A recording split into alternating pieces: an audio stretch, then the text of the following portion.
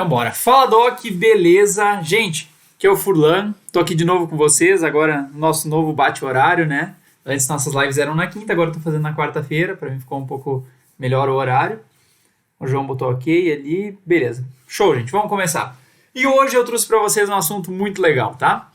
A gente vai conversar sobre cefaleia, Doc. E cefaleia não é um assunto específico na neuro. Eu sei que quando eu publiquei, né, a chamada live, eu botei neurologia lá, mas cefaleia é uma queixa muito frequente em todas as áreas. Você vai ver paciente com cefaleia na reumato, na cardio, na pneumo, na neuro e, sobretudo, na atenção básica de saúde, no médico de família, no clínico geral. Então é muito importante que a gente saiba identificar a cefaleia nesse paciente. Hoje aqui eu trouxe para vocês as cefaleias primárias, né? E é importante que a gente saiba identificar, afastar causas secundárias, causas que necessitem, né, que possuam uma doença estrutural adjacente e que necessitem, então, de um tratamento mais imediato. É importante que a gente saiba, então, tratar esse paciente com cefaleia primária ainda no centro de saúde, na atenção primária, para que esse paciente não precise ser encaminhado, não se peça exames de imagem necessariamente. Então, de modo geral, o que eu quero trazer para vocês hoje aqui são questões voltadas, né, ao diagnóstico e ao tratamento básico das cefaleias primárias. E falando de cefaleias primárias, aqui eu trouxe 3 grandes entidades, né, que são as principais, que vão aparecer na sua prova de residência, e também é o que você mais vai ver, né, na sua prática médica. Seria então a cefaleia tensional, a cefaleia mais comum e mais frequente hoje, né, a gente tem um dado de até 40% a 70% da população acometida por cefaleia tensional. A enxaqueca, que é a segunda cefaleia mais comum, mas é a cefaleia que mais leva o paciente a atendimento médico, e a cefaleia em salvos, uma cefaleia trigêmina autonômica, que já não é tão comum, mas é uma cefaleia muito importante por conta da característica dela, né, de ser uma cefaleia muito dolorosa e que tem um tratamento um pouco diferente das outras. Belezinha? Gente, bora para as questões, tá? Como sempre, a gente sempre vai direto para as questões e vamos aprender junto, beleza? Gente, vou pedir por favor para vocês então responderem no chat, tá? Tentar interagir comigo, que o objetivo aqui é a gente aprender, mostrar a plataforma para vocês e conseguir construir um conhecimento junto. Belezinha? Gente, tem um delay aqui entre a nossa conversa aqui e o chat, mas não tem problema, tá? Se tiverem dúvida, pode mandar também. Mandem suas respostas, eu sempre dou uns minutinhos para vocês responderem, beleza? Gente, vamos iniciar então com questões gerais, né? Normalmente nossos planos de estudo eles começam com questões mais gerais, né? Abordando alguns tópicos de enxaqueca, cefaleia tensional, e depois então a gente vai falar mais especificamente alguns casos clínicos para a gente conseguir identificar e tratar o paciente. Belezinha? Show, Doc, bora lá! Gente, começar com uma questão aqui sobre cefaleia tensional, tá? Assinale então a alternativa incorreta sobre a cefaleia tensional. E aí, gente, o que vocês marcariam? Letra A, é a causa mais comum de cefaleia que procura atendimento médico de emergência. Letra B, cefaleia caracteriza-se, né, com uma dor em pressão. Letra C, a dor não é agravada por atividade física. E letra D, o tratamento pode ser feito com analgésicos comuns. E aí, gente? A, B, C ou D, sobre a cefaleia tensional, está pedindo a alternativa incorreta. Vou dar um tempinho para vocês responderem, beleza? Ó, o pessoal foi com letra C, está pedindo a incorreta, tá? Mais um botou letra C. Letra C, mais gente botando letra C. E aí, gente? Eu dei essa informação no começo da live, hein? Nos 2 minutinhos que eu falei só sobre o que a gente ia conversar, estava a resposta dessa questão aqui. Nem tinha percebido, na real. Ó, tem gente que botou letra A aqui. Andrés Bernardes. O João botou letra C. Thalia botou letra C. André botou letra C. Vou dar mais um pouquinho. Thaís C. Gente, tem um pega-ratão aqui, tá? Olha só. Aqui nas respostas, uma pessoa acertou. O Andrés Bernardes. Olha só por quê. É a letra A a nossa resposta incorreta. Doc, cefaleia tensional é a cefaleia mais frequente. Isso é verdade, tá? É a cefaleia mais comum. Doc, existe um dado, eu estava lendo, que existe cerca de 95% das pessoas vão ter ou já tiveram pelo menos um episódio de dor de cabeça ao longo da vida. E, Doc, grande parte dessa dor de cabeça é causada por cefaleia tensional. A cefaleia tensional é aquela dor muito característica de quando você chega do seu trabalho, está muito cansado, ou teve uma discussão com o chefe, está estressado e começa a sentir aquela dor de cabeça na testa, aquela dor que envolve toda a cabeça como se tivesse uma faixa, sabe aquelas faixas de jogador de basquete apertando a cabeça? Essa dor em aperto, que dói dos dois lados e não fica latejando, geralmente não tem sintomas associados, é só uma dor que aperta a cabeça, é aquela dor que você chega assim, ó, tô muito cansado, com dor de cabeça, essa é a cefaleia tensional. Se estima que ela atinge de 40% a 70% da população. Doc, 70% da população é muita gente. A cada 100 pessoas, 70 pode ter cefaleia tensional. Olha que dado absurdo. E Doc, tá, beleza. E as respostas? Letra A. É a causa mais comum de cefaleia. Isso é verdade. Mas a letra A está falando que é a causa mais comum que leva à procura de atendimento de emergência. Falso, Doc. Eu tenho certeza que se você não tem cefaleia tensional, você com certeza conhece alguém na sua casa que tem. E qual que é o tratamento da cefaleia tensional que todo mundo toma em casa? Paracetamol, dipirona, aspirina. Essa é aquela dor que melhora quando você toma paracetamol, que melhora quando você toma uma dipirona, né, um lisador, quando você toma uma grama, né, de dipirona. Essa é aquela dor típica. Sempre todo mundo tem um paracetamol em casa, quando tá aquela dorzinha, toma um remédio e passa. Então isso acaba não fazendo o paciente procurar a emergência. A cefaleia que mais leva o paciente a procurar a emergência é a migrânia, a enxaqueca. Porque a enxaqueca, assim, a enxaqueca o paciente entra num quadro incapacitante, ele não consegue se movimentar, porque quando ele se movimenta acaba doendo mais, tem sintomas neurológicos transitórios, né, que podem afetar, às vezes assusta o paciente. Então, sim, o paciente com enxaqueca é o paciente que acaba procurando mais atendimento médico. Belezinha? Gente, essa foi uma pega-ratão. Mas olha só, rapidinho passando pelas outras. Letra B. Caracteriza-se com uma dor em pressão. Estava pedindo a incorreta. Perfeito, tá? É uma dor em pressão. Geralmente aquela dor em faixa. Por isso que é tensional, né? Uma dor tensional. A gente vai ver que existem algumas teorias que dizem que a cefaleia tensional está relacionada, né, com uma contratura exagerada da musculatura pericraniana. Isso gera isquemia na fibra muscular e o paciente ele acaba então sentindo essa dor mais tensional mesmo. E até tem uma imagem depois das regiões mais acometidas que eu vou mostrar para vocês. Letra C, a dor não é agravada por atividade física. Isso é verdadeiro. Geralmente um paciente com cefaleia tensional, ele é um paciente que ele consegue continuar fazendo suas atividades. Às vezes está com dor de cabeça, mas consegue continuar trabalhando, consegue continuar, está indo para casa a pé, consegue continuar caminhando, que isso não agrava a dor dele. A enxaqueca não, a enxaqueca é aquele paciente que você entra no leito, ele está deitado, né, ele está no escuro, ele não consegue, barulho incomoda ele, cheiros fortes incomodam ele, a luz incomoda ele, se movimentar dói muito, piora. Esse é o paciente com enxaqueca. O paciente com cefaleia tensional, geralmente ele consegue continuar fazendo suas atividades, está com dor, levanta, vai lá buscar um remédio e acaba melhorando. Beleza? Letra D, o tratamento pode ser feito com analgésicos comum. Perfeito, a cefaleia tensional é a cefaleia que a grande maioria das pessoas tem, toma paracetamol em casa e acaba melhorando.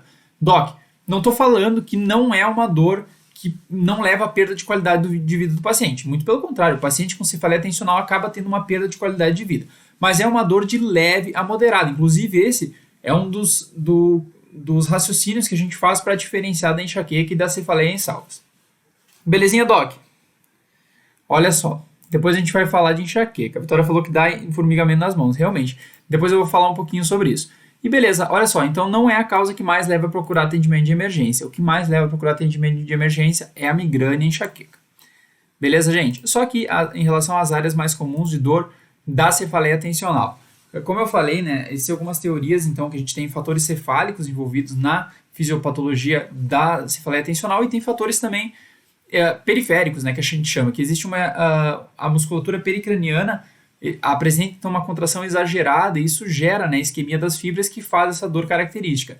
Então, o paciente ele pode sentir a dor na frente, uma dor bilateral, né, assim, aperto, e também pode sentir uma dor posterior aqui, mais na região do pescoço, que também é uma dor relacionada à cefaleia, tá? Cefaleia tensional. Belezinha, gente? Olha só. Vamos para a próxima questão. Ficou claro? Consegui me fazer entender?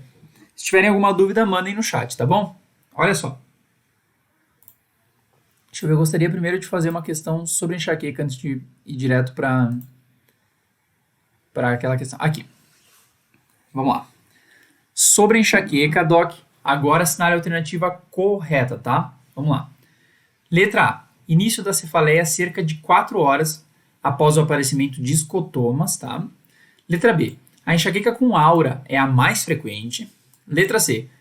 A dor piora ao realizar atividade física, exercícios, né? E letra D. A fotofobia é o sintoma mais comum. Gente, qual alternativa está correta? A, B, C ou D? E aí? Gente, letra A ali, escotomas. Escotomas são como se fossem luzes cintilantes que ficam no olho do paciente. Então, é como se fossem estrelas nos olhos do paciente. Depois eu trouxe alguns exemplos para mostrar para vocês, tá? Tá pedindo a alternativa correta. Letra A está dizendo que o início da cefaleia acontece 4 horas depois da presença dessa alteração visual. Letra B está falando que a enxaqueca mais comum é aquela que tem aura mesmo, que tem alteração visual, alteração sensitiva, né, de formigamento. Letra C está falando que a dor da cefaleia da enxaqueca, né, piora o exercício físico. E letra D que a fotofobia é o sintoma mais comum. Olha só, a Thay botou D. Muita gente botando D. Tá ali a D. Será que é a D, gente? Alternativa correta, tá? O que vocês acham que é? A, B, C ou D? Vou dar mais um tempinho, pessoal.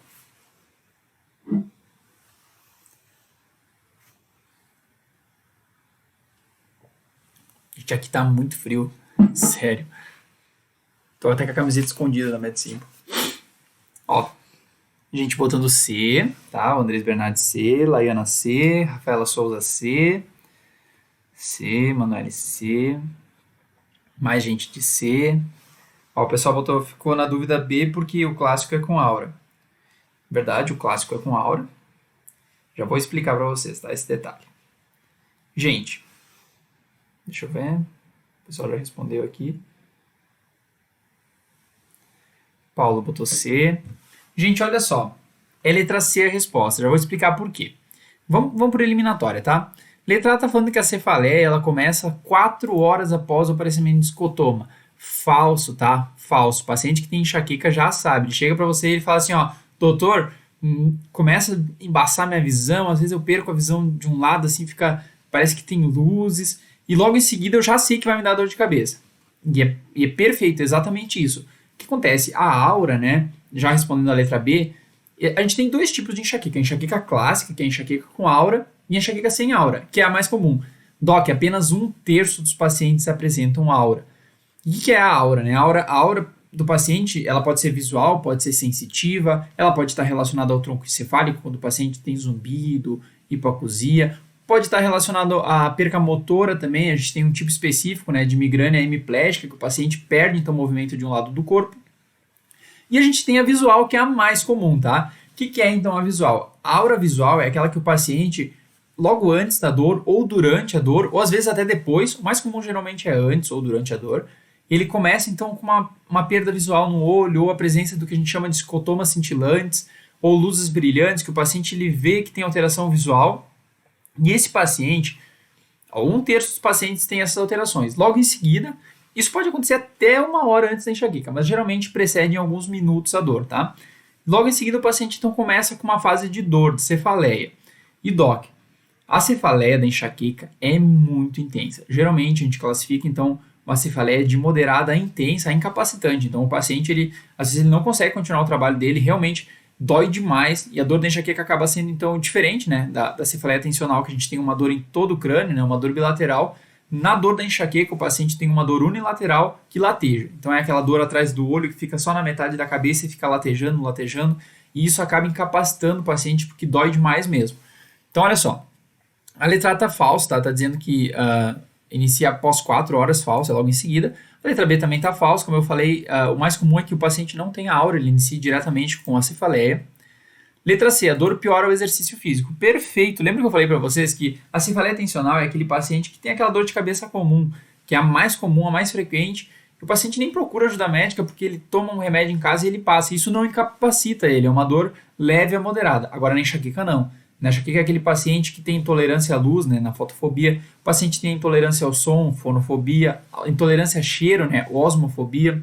O paciente tem náusea, tem vômito. Esse paciente é um paciente que qualquer movimentação que ele faça, se ele for caminhar dentro de casa, o que ele estiver fazendo, justamente por isso que ela é incapacitante, porque qualquer movimento que ele faça, movimento de cabeça, acaba piorando a dor desse paciente, tá? Então o paciente ele tende a ficar em repouso, no leito, no escuro, em silêncio, e isso ajuda no alívio da dor. Beleza, então a letra C é a nossa resposta, a letra D está incorreta, porque a fotofobia, embora muito comum, não é o sintoma mais comum. São sintomas comuns, o paciente tem intolerância à luz, né, intolerância ao som, mas o mais comum é náusea, tá? Paciente com enxaqueca geralmente se apresenta com náusea, tá? Antes foi falado aqui, então, sobre o enformigamento de mãos. Na verdade, esse é a segunda aura mais comum. A aura mais comum é a aura visual, que é a alteração visual, e a segunda mais comum é o formigamento. Geralmente ocorre parestesia de um lado do corpo. Então, o paciente enformiga uma mão, enformiga um pé, uma perna, ou às vezes o braço. Isso acaba assustando o paciente, por isso que ela é a principal causa de cefaleia primária que leva o paciente a atendimento médico. O paciente começa a ficar assustado. Uma característica importante também é que enxaqueca, na criança especificamente, ela pode se apresentar não só com quadro de cefaleia, mas um quadro de cefaleia e dor abdominal. Então a criança faz uma crise aguda, parece um abdômen agudo, faz muita dor abdominal e pode estar associado com cefaleia também. Então, não só dor abdominal, como parestesia de extremidades, às vezes alterações visuais, isso tudo faz parte do quadro enxaquecoso, tá? Belezinha, gente? Letra C, dor piora o exercício. Agora vamos continuar, tentar fazer um pouquinho mais rápido as questões que eu quero chegar nos casos clínicos com vocês, beleza? Gente, agora nosso terceiro tipo de cefaleia primária, tá? Vamos lá. Uma cefaleia, então, trigêmino autonômica. A famosa cefaleia em salvas. São típicos da cefaleia em salva, né? Ou cluster. Letra A. Início gradual, então, agravado pela atividade física rotineira. Letra B. Unilateral em 70% dos casos. Bifrontal ou global em 30% dos casos. Letra C. Duração de 30 minutos a 7 dias. Letra D, lacrimejamento ipsilateral e rinorreia. E letra D, paciente prefere ficar em ambiente escuro e silencioso. Gente, qual dessas alternativas é típico de cefaleia em salvas? Ó, o pessoal foi em letra D. E aí?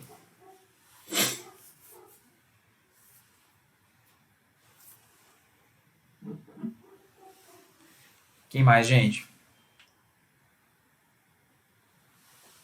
Letra A está falando que o início é gradual, então, agravado por atividade física rotineira. Letra B está dizendo que é unilateral em 70% dos casos e o restante é bilateral. A duração está falando na letra C que é de 30 minutos a 7 dias. Na letra D está falando do lacrimejamento, da rinorreia, né, do mesmo lado da dor. E letra E que o paciente prefere ficar em ambiente escuro e silencioso. E aí, gente? Mais gente botou D. Laiana botou E. O João botou letra D. Gente, o que vocês acham? A gente não falou ainda de cefaleia em salvas. O que vocês marcariam?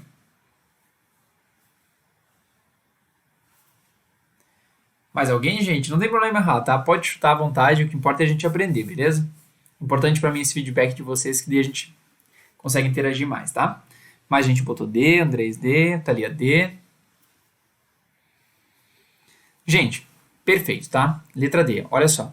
Cefaleia em salvas é uma cefaleia que a gente chama trigêmino autonômica. Então ela está relacionada à ativação da via trigêmino autonômica com sintomas autonômicos ipsilaterais à dor. O que são sintomas autonômicos, né? Sintomas autonômicos são sintomas relacionados ao sistema autônomo. O paciente pode ter, então, do mesmo lado da dor, geralmente uma dor unilateral, tá? Dói só de um lado.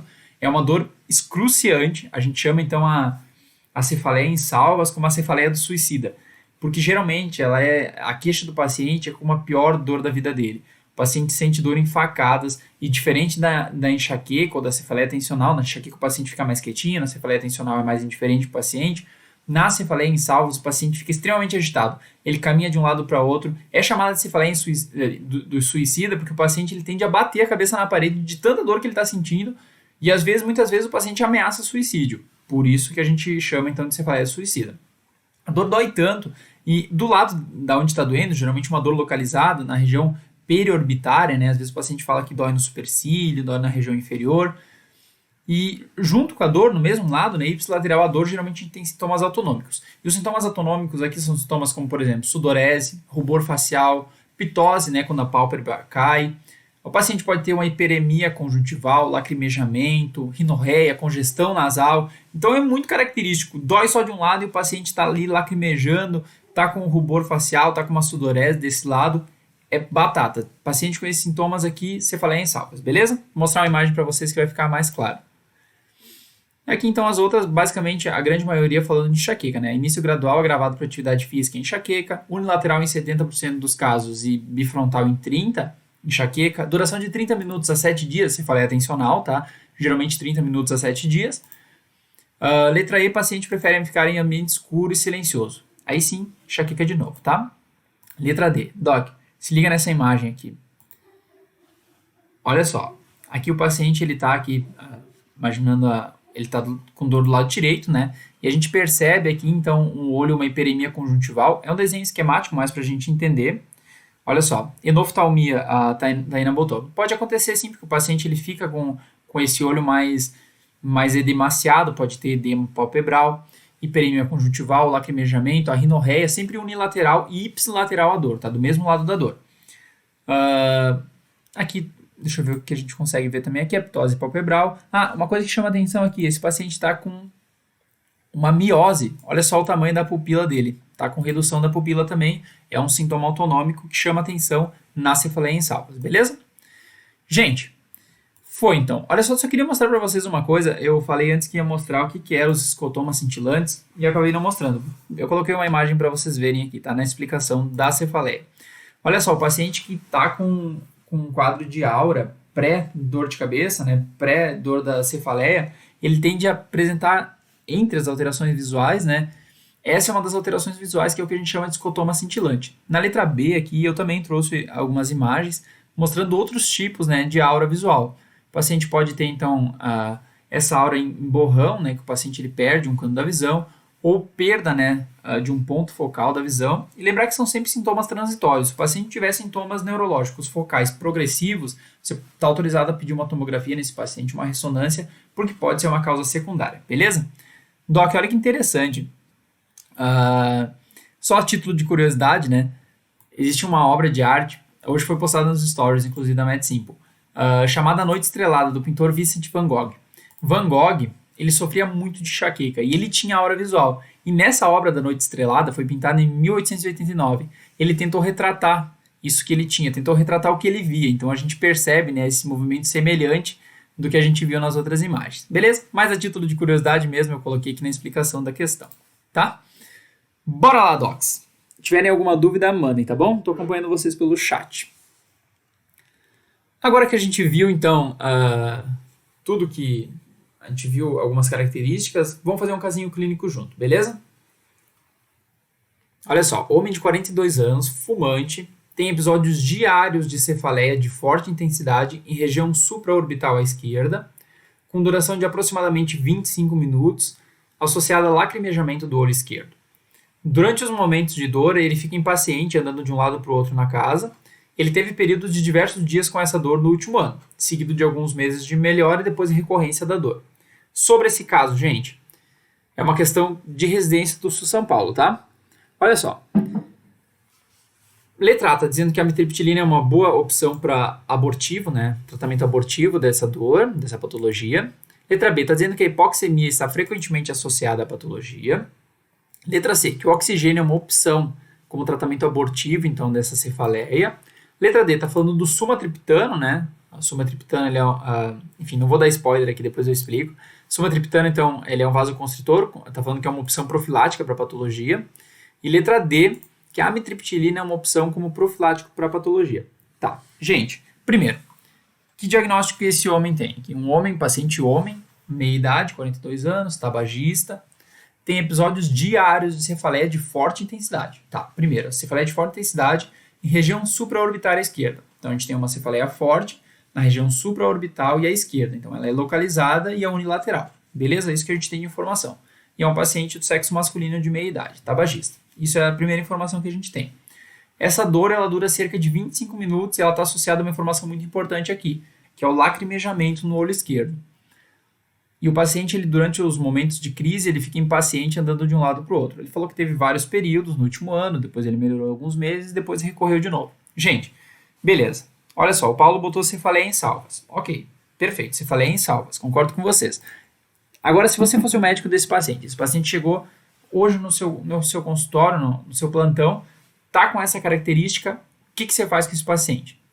Letra A, amitriptilina, para abortar a crise. Letra D está falando que a hipoxemia está associada, né, à doença. Letra C, oxigênio. Letra D, sumatriptano como profilaxia. E letra E, amitriptilina como profilaxia. E aí, gente? Duas pessoas botaram letra C, oxigênio. E aí? O que vocês marcariam? O que vocês fariam com esse paciente? João botou letra C.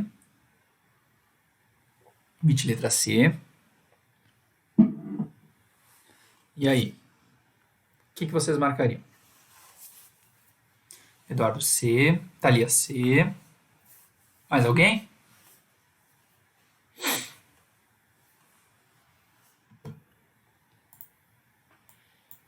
Vamos lá. Gente, parabéns, todo mundo acertou. Olha só, diferente das outras das outras cefaleias primárias, em que a gente tem a opção de tratar com analgésico simples, com anti-inflamatório não esteroidal, com os triptanos, aqui, especificamente na cefaleia em salvas, o tratamento abortivo para a crise é o oxigênio. DOC, oxigênio 100% em alto fluxo. Geralmente a gente utiliza de 10 a 15 litros por 15 a 20 minutos e o paciente ele tende a apresentar uma melhora significativa. Então, o paciente chegou com uma crise de cefaleia em salvas, dá oxigênio para esse paciente. Se tiver o sumatriptano, né, injetável, subcutâneo, você pode também dar, acho que é 6 miligramas também. Esse paciente vai melhorar muito bem, tá? Mas o tratamento abortivo é oxigênio. E olha só, eu acho que tem um fluxograma nessa questão aqui. Ah, não, não é nessa questão não. Depois eu mostro para vocês o fluxograma. Aqui é só tá enfatizando, né, a apresentação do paciente com uma dor unilateral, lacrimejamento, hiperemia conjuntival, né, a congestão nasal, muito típico do paciente que está com cefaleia em salvas. Olha só, a Tayane botou que triptano é abortivo também. Perfeito, não, é abortivo. Concordo com você. Aqui até na questão a gente tem explicação, né, que a gente pode associar o sumatriptano, 6 miligramas subcutâneo no paciente que está com crise de cefaleia em salvas, mas o tratamento de primeira escolha é o oxigênio. Aqui na explicação a gente tem, né, é uma questão clássica, um tratamento abortivo, então, de escolha oxigênio a 100%, com uma média de 10 a 15 litros por minuto, durante 15 a 20 minutos, tá? Tratamento de primeira escolha para paciente que está com cefaleia em salvas. Doc, é uma cefaleia bem cobrada por ser uma cefaleia muito característica, mas ela não é tão comum na prática, tá? Na prática a gente tem menos de 0,1% dos pacientes com cefaleia em salvas, mas quando tiver aquele paciente típico, paciente homem, de meia idade, tabagista, etilista, né? O álcool ele é o principal desencadeador de uma crise de cefaleia em salvas. Então, embora não seja tão comum, é importante estar ligado, tá? Porque é um tratamento um pouquinho diferente.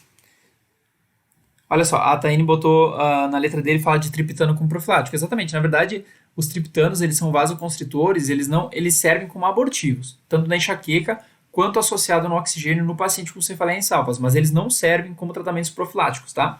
Os triptanos, em geral, sumatriptano, naratriptana, são medicamentos para abortar crise e não para fazer profilaxia. Depois eu vou falar um pouquinho de profilaxia com vocês, tá? Vamos lá, Doc. Mais um casinho clínico agora da URJ, beleza? Universidade Estadual do Rio de Janeiro. Uma questão de residência. Vou ler com vocês põem a resposta, tá? Quem já souber já pode botando no chat.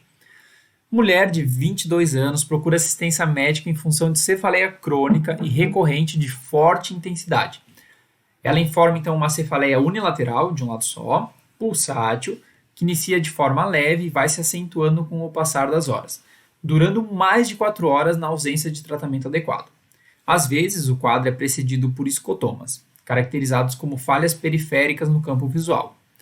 A avaliação sugere migrânia, né, enxaqueca, pois além dos dados apresentados, há DOC, questão de residência, questão fácil e questão clássica.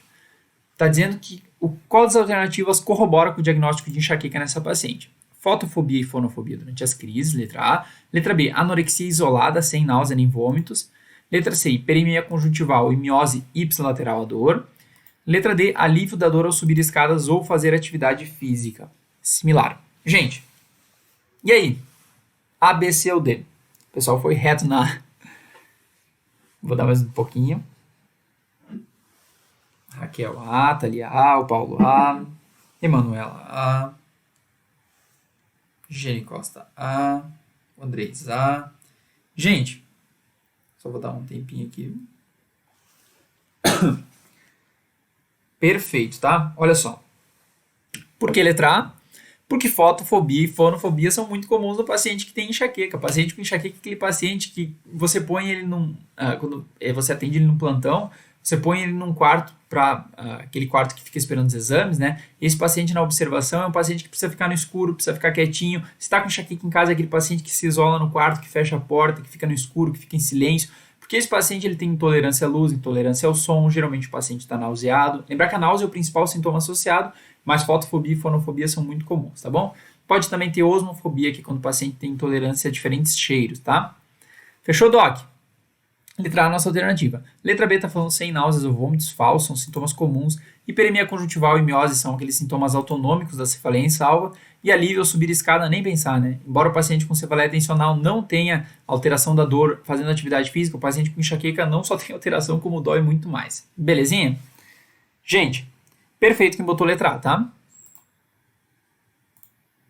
Fonofobia e fotofobia durante as crises, tá?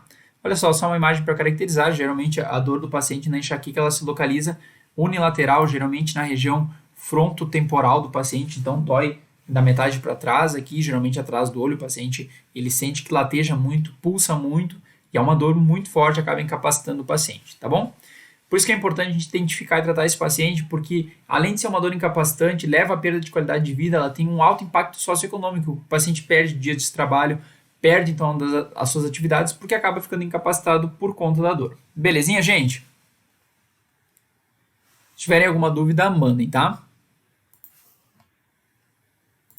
Vamos lá. Deixa eu ver, eu separei mais algumas questões aqui mais relacionadas ao tratamento. Aqui, só passar para vocês, está pedindo qual mais conceito básico mesmo, a questão conceitual, que seria, está pedindo qual que é a cefaleia primária mais comum, né? Aqui eu não vou nem esperar vocês responderem, mas é a cefaleia tensional. É a cefaleia mais comum, tá? De 40% a 70% das pessoas que têm, da população desenvolvem então cefaleia tensional. E a enxaqueca é a segunda cefaleia primária mais comum, mas é a cefaleia que mais leva o paciente a atendimento de emergência, beleza? Que a cefaleia em salvas é uma cefaleia mais rara, até 0,1% da população. E meningite aqui é uma causa secundária, né? Ele está pedindo uma causa primária de cefaleia, beleza? Olha só. Deixa eu ver essa questão aqui se foi... Não, vamos fazer essa questão. Olha só, gente. Mais uma questão de enxaqueca, tá? Vamos lá. Assinale a alternativa incorreta sobre a enxaqueca. Letra A. A presença de 4 ou mais crises por mês indica tratamento preventivo. Letra B. Os triptanos são utilizados na prevenção de crises de enxaqueca. Letra C. Analgésicos comuns e AINE são utilizados rotineiramente no tratamento abortivo da enxaqueca. Letra D. É mais predominante em mulheres. E aí, gente, o que vocês marcariam? Tá pedindo a incorreta, tá? Cuidado com pegar ratão, prestem bem atenção nas alternativas, tá? Taine botou letra B. Paulo botou letra B. A Emanuela tinha botado C, eu não sei, acho que era da outra questão que eu tinha passado. Caroline botou B. Jenny Costa botou B. Vou dar um tempinho para vocês responderem, tá? O João botou B. E aí? David B, o Eduardo B. Dá mais um tempinho. Tá, botou letra B. Raquel B.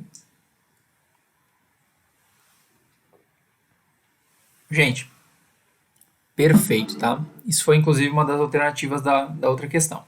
Olha só, rapidinho.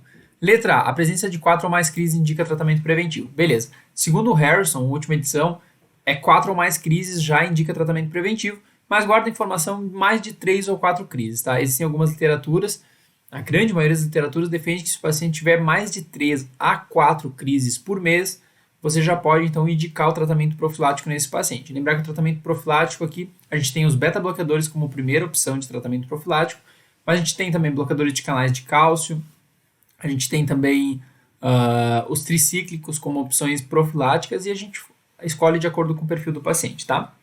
Letra A, então, beleza, tratamento profilático mais de 4 crises. Letra B, os triptanos são utilizados na prevenção das crises. Falso, triptano é tratamento abortivo, tá? Foi o que a Tayane falou antes aqui. Triptano, o sumatriptano, naratriptana, são vasoconstritores que a gente utiliza no paciente que está com crise, porque ele gera, então, uma vasoconstrição dos vasos cerebrais, e isso reduz, né, vasos cerebrais das meninges, isso reduz, então, a cefaleia do paciente. Importante não utilizar em pacientes que tiverem doença coronariana, doença cerebrovascular, ou que tiverem hipertensão não controlada, porque os triptanos eles geram vasoconstrição e isso pode então gerar consequências para o paciente que tem então essas doenças que eu falei. Belezinha? Não são utilizados profilaticamente, são utilizados como tratamento abortivo, tá? Vamos lá, letra B, então, nossa alternativa. Deixa eu marcar aqui, só ler as outras rapidinho. AINES, analgésicos comuns e AINES são rotineiramente usados no tratamento da enxaqueca, perfeito, tá? Embora a gente não tenha uma resposta tão boa quanto os triptanos, mas você pode, né? Existem formulações, por exemplo, com os derivados de ergotamina, de hidroergotamina, ergotamina, que você tem associação com paracetamol, com dipirona e cafeína, naquelas formulações de Cefalium, Cefalive, que embora não tenha um uso médico tão, né, rotineiro, os pacientes acabam usando por conta própria e muitas vezes tem uma resposta positiva, tá? Letra D, então, é mais predominante em mulheres. Verdadeiro, tá? É mais predominante sim em mulheres, pacientes, então, que Tanto a cefaleia tensional quanto a enxaqueca é mais comum em mulheres. Mas a cefaleia tensional a gente tem uma diferença mais branda, né? Se não me engano, é 2 mulheres para um homem. E na enxaqueca não, na enxaqueca é muito mais comum em mulheres mesmo. Então, quais que são os desencadeantes aqui, né? A gente tem inclusive o período pré-menstrual ou desregulações do ciclo menstrual que desencadeiam crises de enxaqueca, alterações climáticas, jejum prolongado, sono irregular, estresse. Então, esses são todos gatilhos que levam então à crise de enxaqueca. Belezinha? E é mais comum na mulher.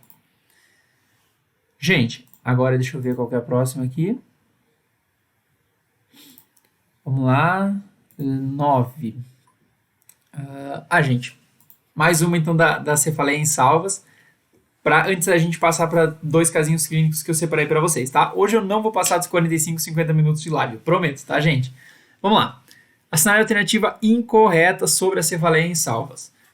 Letra A, homens são habitualmente mais acometidos, tá pedindo a incorreta, tá? Letra B, a dor é localizada geralmente na região periorbitária. Letra C, o tratamento abortivo é feito com AINES e analgésicos. E letra D, o tratamento profilático é feito com verapamil, um bloqueador de canal de cálcio. Gente, qual que é a alternativa incorreta aqui? Letra A, B, C ou D. Lembra da cefaleia em salvas, aquela cefaleia trigêmino-autonômica, que dói de um lado do paciente, geralmente tem rinorreia, congestão nasal, lacrimejamento. E aí, Doc? O que você marcaria? A, B, C ou D? Ó, a Thay botou C, GNC, João C, Paulo C. E aí, gente? O que vocês marcariam?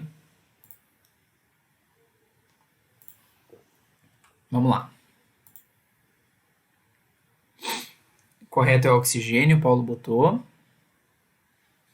Perfeito. Letra C, C. Gente, perfeito, parabéns. Olha só. Rapidinho aqui.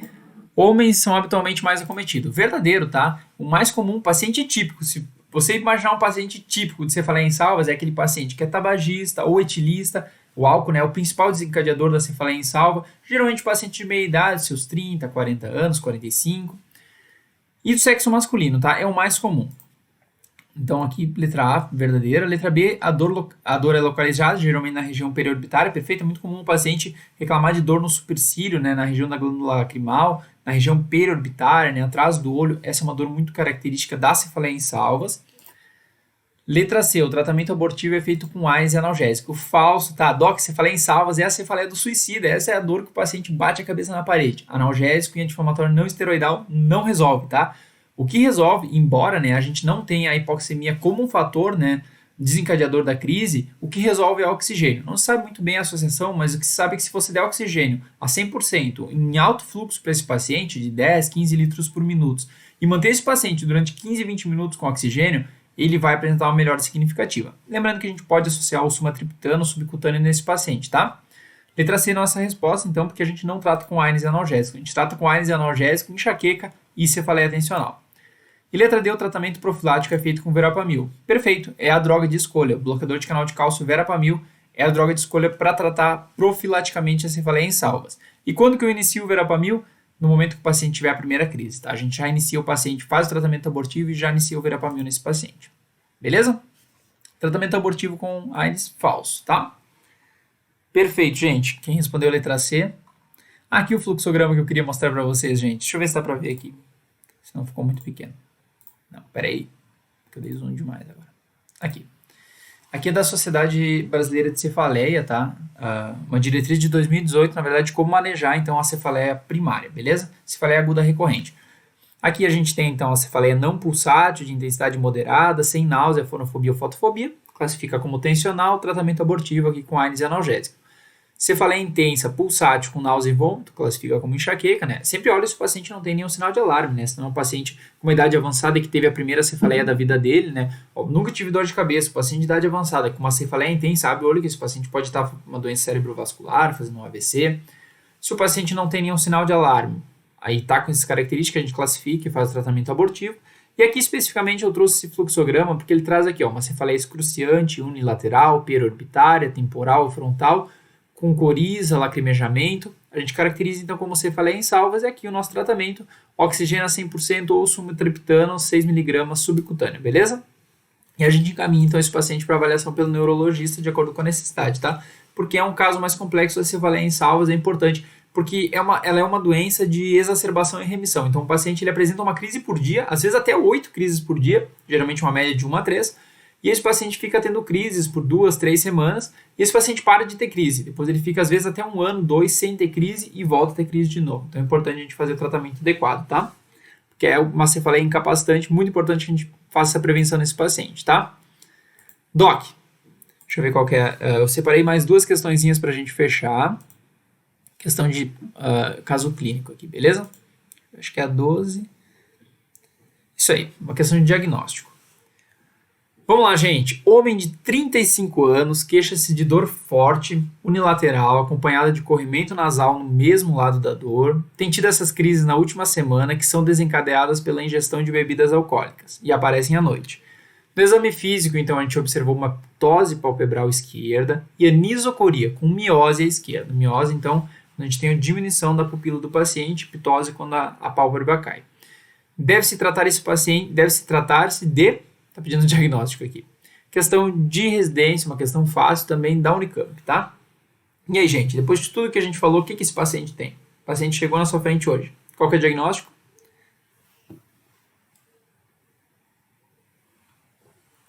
A Janine trata, ali A, Raquel A.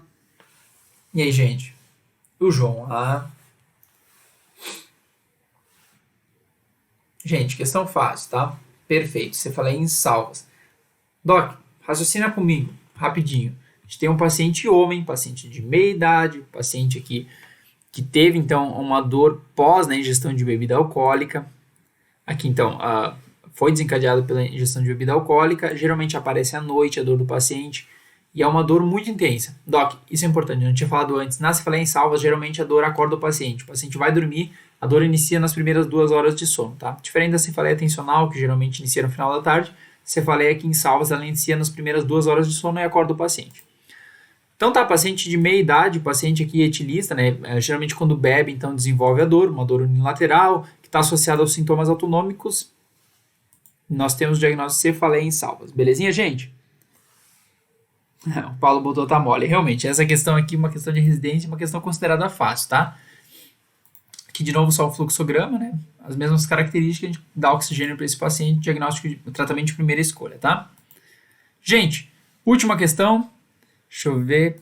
Onde é que tá? Eu acho que era um caso clínico. Gente, aqui é um casinho um pouquinho diferente, tá? Só pra gente discutir um pouquinho a conduta dele. Também relacionado a uma cefaleia primária. Mulher, então, de 32 anos, com diagnóstico de migrânia, né, de enxaqueca há 10 anos. Queixa-se, então, de episódios diários de cefaleia nos últimos 3 meses. Ela refere o uso crônico de aspirina associada à cafeína 2 vezes ao dia. A conduta é outra questão da Unicamp, tá? Aqui as questões, né, elas são classificadas como fácil, intermediária e difícil, conforme o número de acertos, elas vão se localizando aqui. Então aqui a gente tem uma questão intermediária. Olha só, então uma mulher jovem de 32 anos, ela tem diagnóstico já de enxaqueca e ela chegou, né, há 10 anos e ela chegou com uma queixa de estar com dor de cabeça todos os dias. E ela faz uso todos os dias de aspirina com cafeína, tá? Então olha só, a conduta é, letra A, trocar aspirina por sumatriptano, que é um remédio abortivo, né, de crise de enxaqueca. Associar codeína, tá, que é um analgésico aqui, um opioide. Letra C, interromper medicações.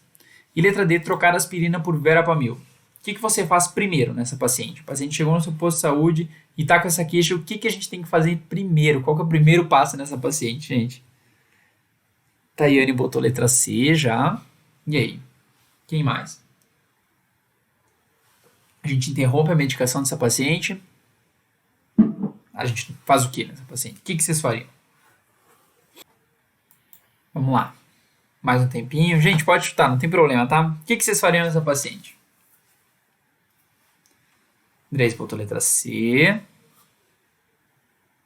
João C. Eduardo C. A Raquel botou C. Vite C. Thalia botou C. O pessoal se encorajou agora a marcar a letra C. Tá. Gente, perfeito, tá? Esse é um caso clássico de cefaleia crônica, tá? Paciente de cefaleia crônica, que pode ser uma cefaleia já induzida pelo uso crônico de analgésico. O paciente começa a ter dor de cabeça, toma um analgésico, amanhã tem outra dor de cabeça, toma outro analgésico, no dia seguinte de novo, e isso acaba entrando num ciclo, né? O paciente, ele acaba tomando todo dia um analgésico para aliviar a mesma dor de cabeça, isso acaba gerando um ciclo, né, vicioso nesse paciente, aumenta a tolerância, né, do medicamento, e o paciente ele tem que estar sempre tomando então um analgésico ou um anti-inflamatório para passar dor de cabeça. O primeiro passo nesse paciente é tirar a medicação dele, porque se você continuar com medicação ou adicionar medicação, esse paciente só vai tender a piorar.